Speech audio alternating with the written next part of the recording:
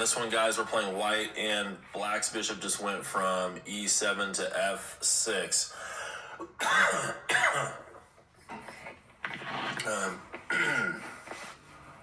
Let's do material count first. I have 7 pawns. He has 7.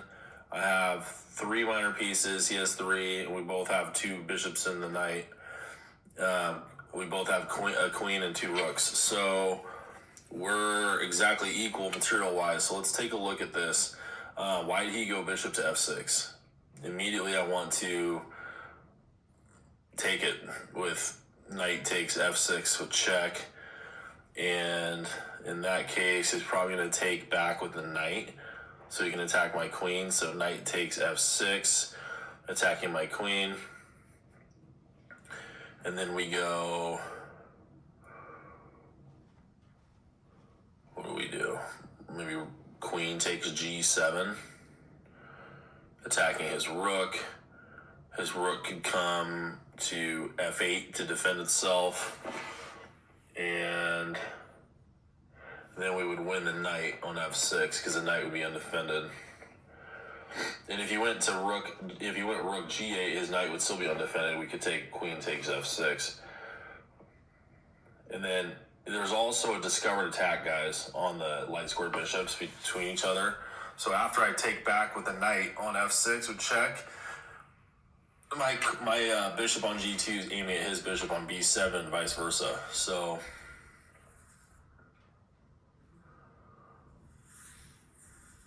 just to make sure this is right. Knight takes f6, check. Knight takes f6, queen takes g7, rook f8, queen takes f6, and then my bishop's defended. So even if he takes my bishop on g2, I just take back with a king. So we go up a piece in that scenario. So let's say he doesn't take with the knight on f6. Let's say knight takes f6 check, and he takes back with the pawn. So then g7 takes f6. Let's see what we have here. g7 takes f6.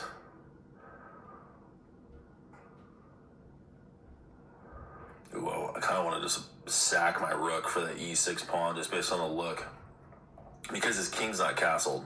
Whenever the opponent's king isn't castled like that, it's always a good idea just to go after it.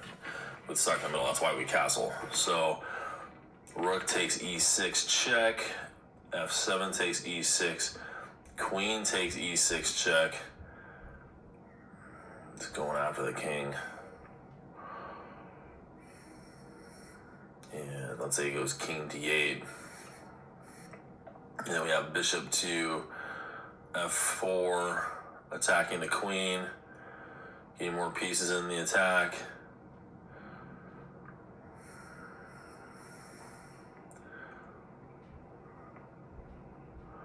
What would he do? He'd have to go queen to c8.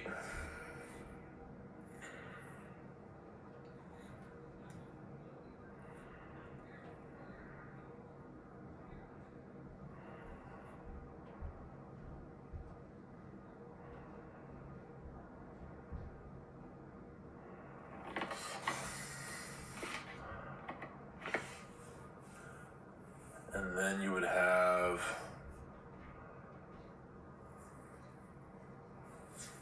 that's an interesting line. Let's run that from the top again.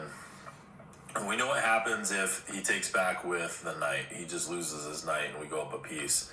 But if we do knight takes f6 check, he takes back with a pawn, we're looking at rook takes e6 check.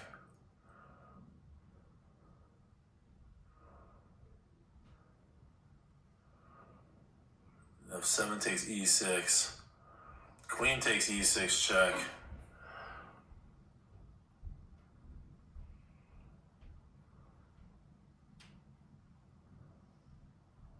No, it doesn't work. It's not forcing enough. There's not enough pieces in the attack because we just sacked our rook. So we can't do that yet. It might be an idea in a couple moves if we do something else first. So just not enough pieces. You can just go king f8 and there's no follow-up. So let's do this. Knight takes f6, G7 takes F6, and then we go bishop to F4, getting more pieces in attack proactively. And then from bishop F4, he could go E5, because now he has that pawn on F6.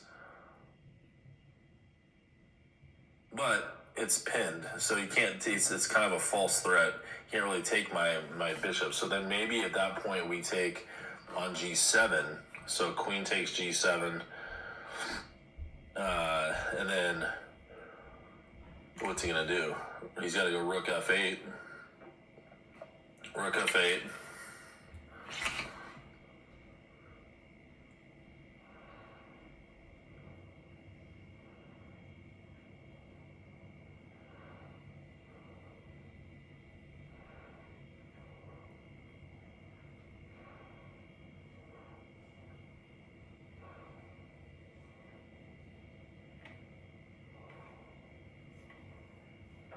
So I almost want to overload on that rook now, like with bishop to H6, but it doesn't work because his knight defends the rook on F8, not just the king.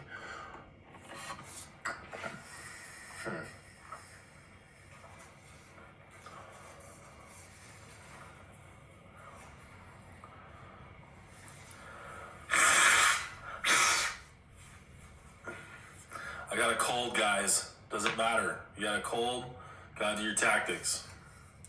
Gotta stay sharp tactically. It's a perishable skill.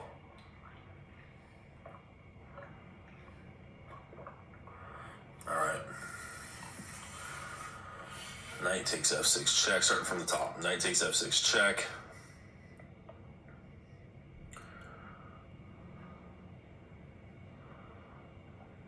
G7 takes F6.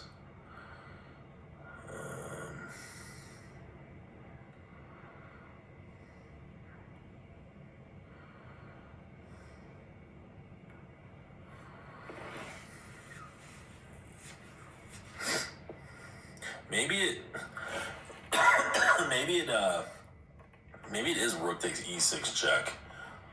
Maybe we can attack fast enough to where we can keep the momentum going and checkmate black, because I'm seeing that pawn that takes back on F6 can defend the pawn on E5, which creates a barrier between our bishop attacking down the H2, B8 diagonal against his queen. So that kind of stunts our attack.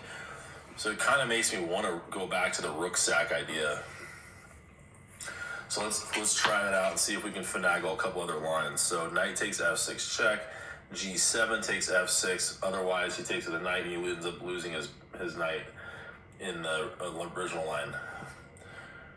Rook takes E6 check, F7 takes E6, queen takes E6 check, king F8.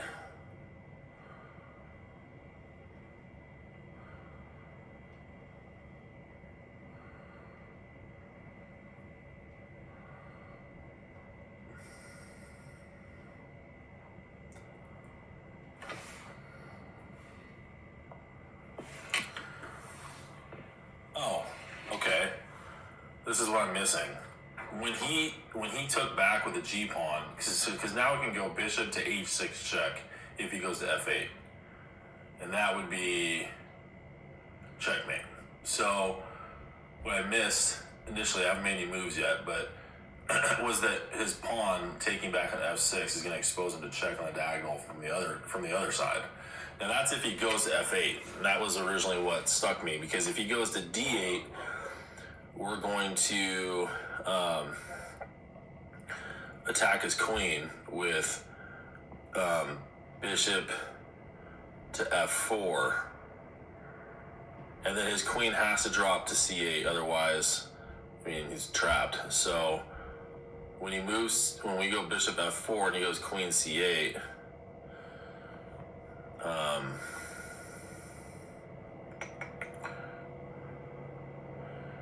he's almost trapped and then almost made it, because knight takes F6 check, G7 takes F6, rook takes E6 check, F7 takes E6, queen takes e6 check, and he will not go king f8 unless he wants to get mated on the next move with bishop to h6 checkmate. So he's going to go d8, king d8, and then we're going to go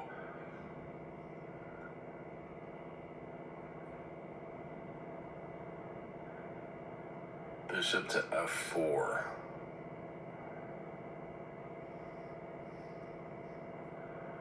He's going to go queen to c8.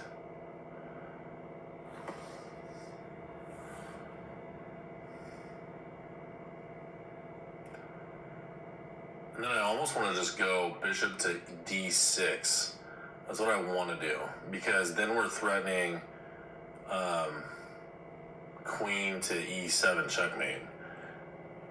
With his queen stuck on c8 like that, then we just be boxing in the king, because in that line the king would be on d8 and our bishop would be on d6. Our queen is still on e6 looking to deliver checkmate on e7.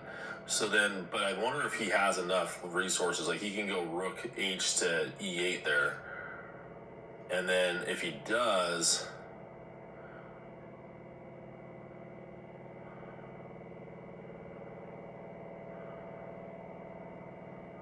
I think we have checkmate in another way. I think we might sack our queen for the rook, like queen takes e8, because he's going to try to save himself from checkmate. Queen takes e8, check, king takes e8, and then the rook that's on a1 comes over to e1 with check, and then he goes back to d8.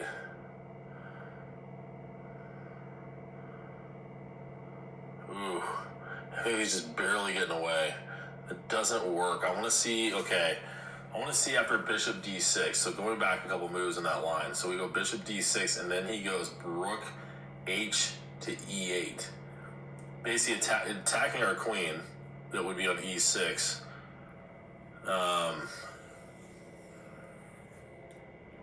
Wait, can we just go queen to... We can't go queen to f6 because his knight is on d7 covering f6. That's killing us. It kills us.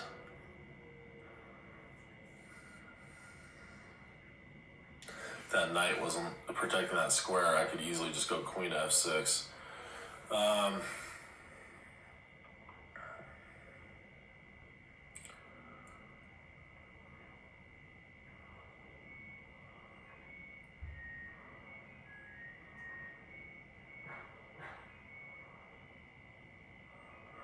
rook to e8 move is just crushing.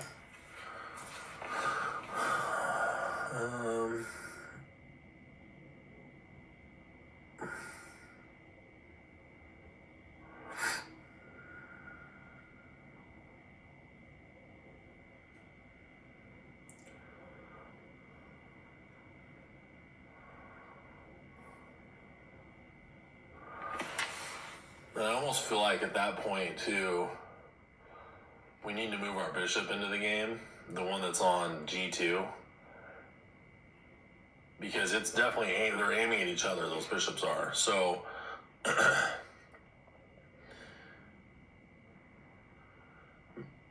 maybe we go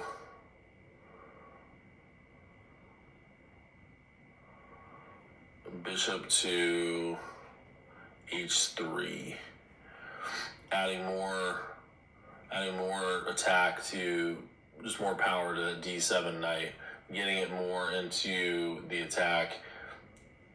All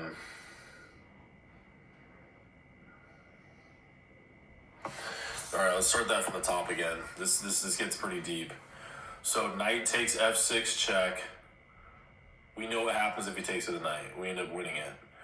So if he takes with the g pawn, g7 takes f6. Then we go. We're looking at the rook sack. So then rook takes e6 check. F7 takes e6. Queen takes e6 check. And we know what happens if he goes to f8. He's going to get checkmated from our bishop that goes to h6. So if he goes to d8,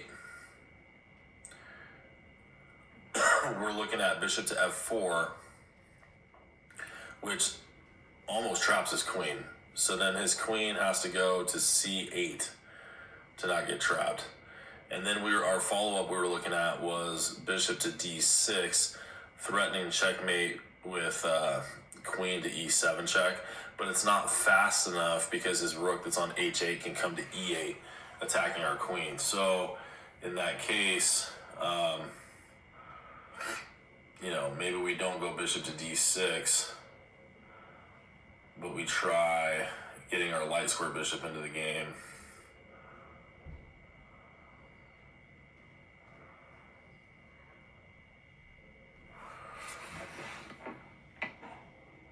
And you know what? Forget the light squared bishop. We want to create a battery down the e file. That's what I'm missing.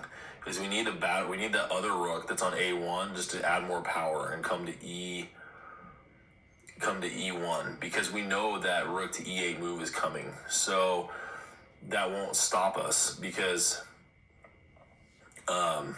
we would just take it in that case. So we're not going to go bishop to d6 with that move, with the idea of checkmating him on e7, because it's not fast enough. So we're going to need to go rook a1 to e1, which creates a battery with our queen and our rook, so that if he goes rook e8, we just take back and he's checkmated. So bishop to d6 is a waste of time. So let's start that from the top. This is making more sense, just kind of calculating this out and making moves in my mind. Knight takes f6 check, g7 takes f6, rook sack on e6 check, f7 takes e6, queen takes e6 check, king goes to d8. We know what happens if he goes to f8. He gets mated with bishop to h6. Now we're going to go bishop to f4, attacking his queen, and he's going to have to go to c8. And then we're going to go rook a to e1, creating that battery, and that's threatening the mate that we're looking for on e7. I think that's it, guys. I don't know how he's going to wriggle out of this. He can't go rook h8 to e8 now. We'll just take the rook.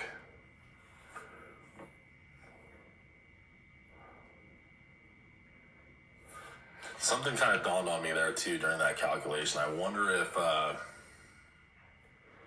it can be undone by something. So knight takes f6 check, g7 takes f6, rook takes e6 check, f7 takes e6, bishop f4, or no, queen takes e6 check, king to d8, bishop to f4. And what I was looking at was, instead of him moving his queen back defensively, like what if he just counterattacks with rook h to e8?